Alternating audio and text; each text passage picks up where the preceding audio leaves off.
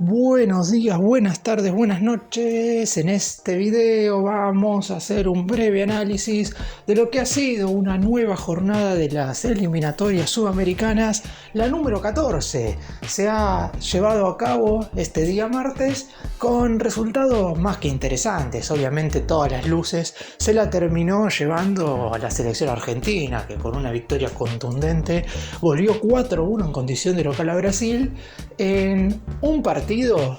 que no tiene precedentes, por lo menos en el último tiempo. ¿Hace cuánto que la selección argentina no era tan superior a la selección brasileña? El 4-1 terminó siendo un resultado corto y hasta terminó siendo un buen marcador para Brasil, porque podría haber significado algo totalmente histórico. De hecho, es la primera vez en toda la historia de las eliminatorias que Brasil recibe 4 goles. Si bien es cierto que hubo otros partidos donde había sido superado, en esta oportunidad fue un verdadero baile. Y después, obviamente, también hablaremos de los otros 4 cotejos restantes de las clasificatorias de la Conmebol, donde, a diferencia de lo que había sucedido en la jornada anterior, la fecha número 13, donde no había habido empates, en esta oportunidad de esos 4 partidos restantes hubo 3 igualdades, y la única selección que logró llevarse 3 puntos terminó siendo Venezuela, que quizás termina siendo la gran ganadora de esta fecha, teniendo en cuenta que es la única que pudo subir de posiciones y ahora está clasificándose al repechaje.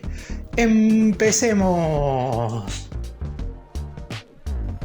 Y vamos a comenzar hablando obviamente del paseo que le pegó Argentina a Brasil en el estadio más monumental. A los 15 minutos ya iba ganando 2-0 la selección dirigida por Lionel Scaloni, y la realidad es que estaba siendo un partido que la mayoría preveía, porque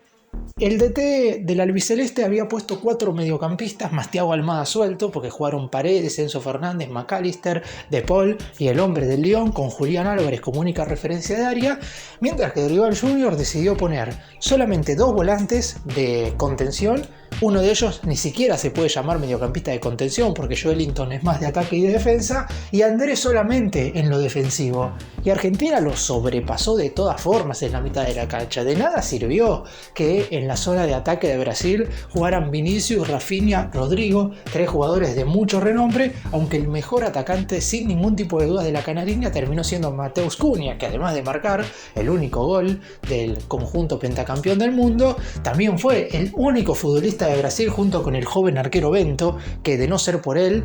Argentina hubiera marcado 6 o 7 goles seguramente, que estuvieron, no sé si decir a la altura de las circunstancias, porque poner a alguien aprobado en este equipo de Brasil sería verdaderamente una vergüenza en relación a lo que han sido otros grandes equipos brasileños a lo largo de la historia, pero por lo menos tuvieron algo de vergüenza deportiva. El resto, los grandes jugadores que juegan en grandes equipos europeos, pasaron por este partido sin pena ni gloria. Y Argentina se lució, primero bajo el mando de Julián Álvarez tras un gran pase de Thiago Almada, posteriormente tras una muy buena jugada colectiva y un centro de Molina, por detrás de todos apareció Enzo Fernández como llegador. Que Leandro Paredes haya jugado como volante central le permitió tanto a Enzo como a Alexis McAllister aparecer mucho más adelante dentro del terreno de juego, y así convirtieron el segundo y el tercer tanto de la selección argentina. McAllister marcó el tercero tras una muy buena asistencia del hombre del Chelsea, y el cuarto gol llegaría en el segundo tiempo, luego de una jugada que se desarrolló por izquierda, un centro de Tagliafico que no logra conectar dentro del área Julián Álvarez,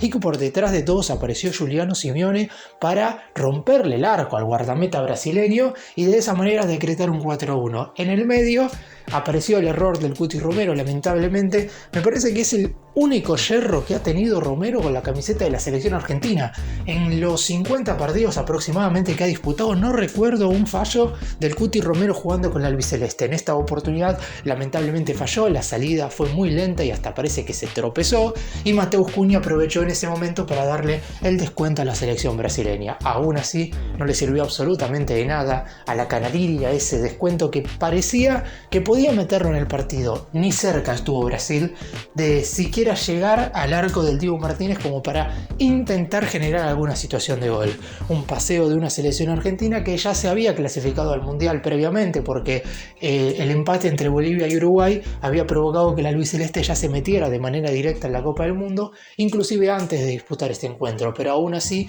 había que darle a las más de 86.000 personas que estaban presentes en el estadio una alegría. Lo que nadie se imaginaba era la exhibición de fútbol que se iba a demostrar, porque si bien es cierto que el favorito claramente en la previa era Argentina, la realidad es que el 4-1 no solamente terminó siendo un resultado corto, sino que también demuestra la enorme diferencia hoy por hoy que hay entre ambas selecciones.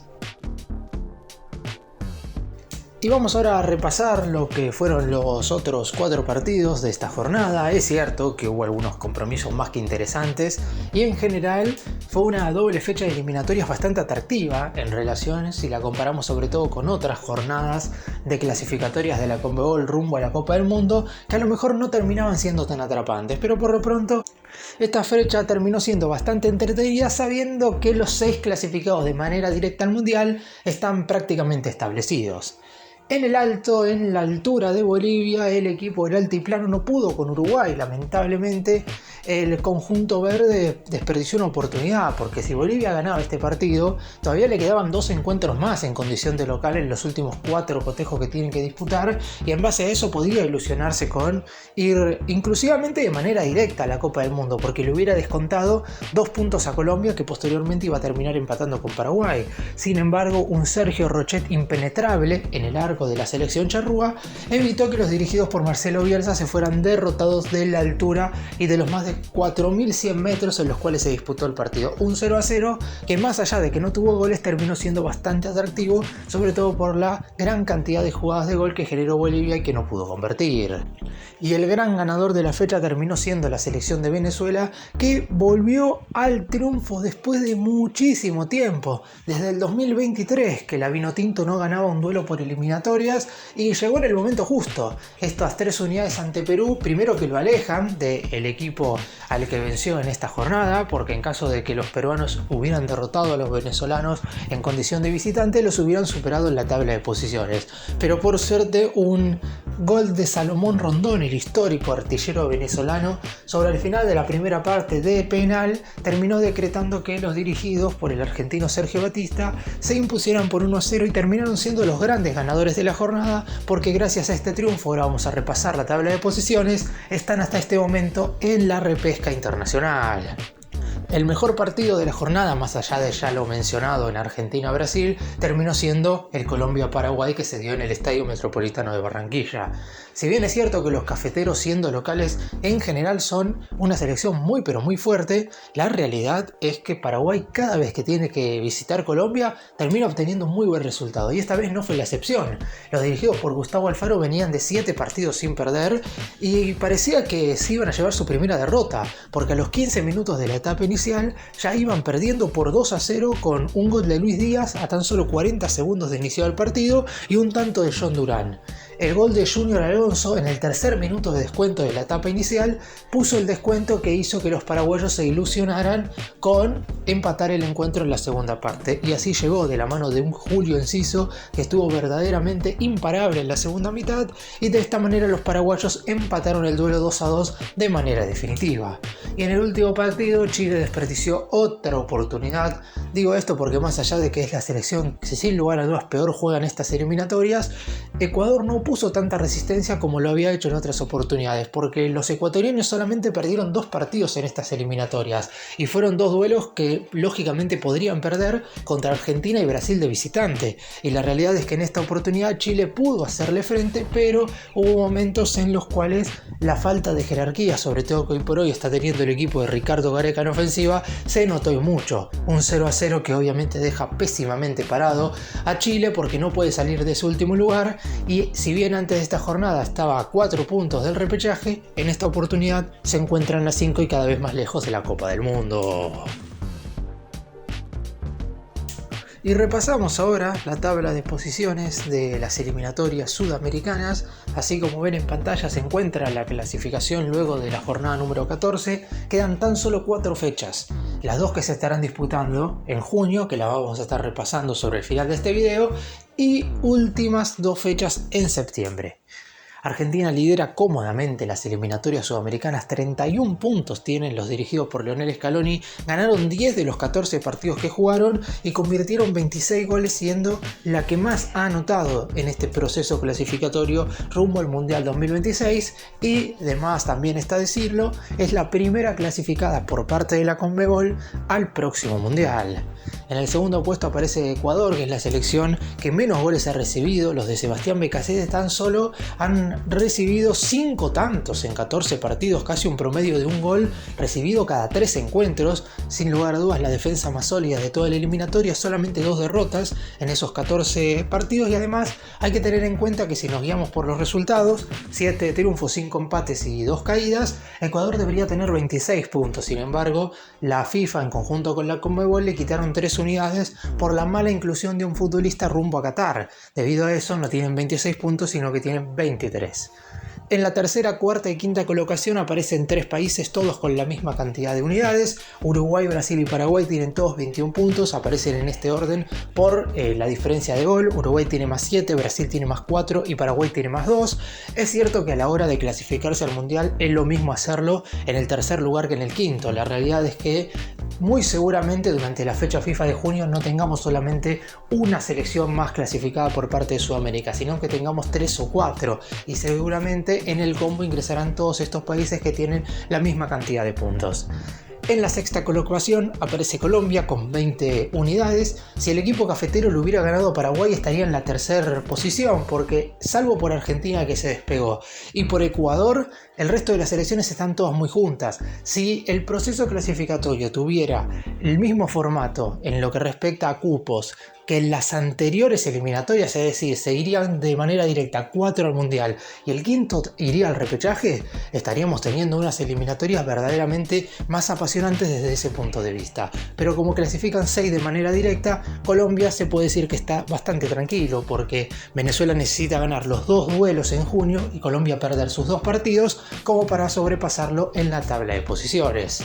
Hasta ahí los 6 clasificados de manera directa al Mundial, por lo menos hasta ahora. En la séptima colocación aparece justamente la Vinotinto, que termina siendo la gran ganadora de esta fecha número 14. Con 15 puntos sería la selección que estará hasta ahora jugando la repesca internacional, que se va a estar llevando a cabo en México en 2026, donde estarán participando 6 selecciones. Una de la Conmebol, que hasta ahora es Venezuela, una de África, una de Asia, Nueva Caledonia, que ya está confirmada como la selección de Oceanía, y 2 también países de la CONCACAF. De esas 6 selecciones, 2 irán a la Copa del Mundo.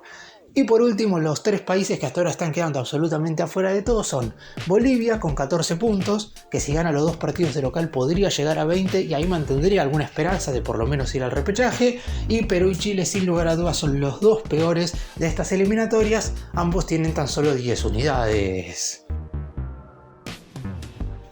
Para cerrar, repasamos cómo se van a estar disputando las fechas número 15 y 16, que son las que se van a estar llevando a cabo durante el mes de junio. En principio sería jueves 5 de junio y posteriormente martes 10 de junio. Veremos si se termina de confirmar o en definitiva puede haber alguna modificación, teniendo en cuenta que el 14 de junio arranca el Supermundial de Clubes de la FIFA, y como ya no va a haber partidos a nivel clubes porque va a estar terminada totalmente la temporada europea, se pueden adelantar algunos de estos duelos por eliminatorias, pero en principio esas serían las fechas. Los duelos que se van a estar llevando a cabo: por la fecha número 15, Ecuador será local de Brasil, Colombia estará recibiendo a Perú, Chile será anfitrión de Argentina, Paraguay estará enfrentando a Uruguay, y el partido seguramente más importante por lo que se están jugando ambas selecciones, Venezuela jugará como local ante Bolivia. Y la fecha número 16, en la segunda parte del mes de junio, Bolivia de local ante Chile, Uruguay anfitrión de Venezuela, Brasil contra Paraguay, Argentina contra Colombia y Perú recibirá a Ecuador.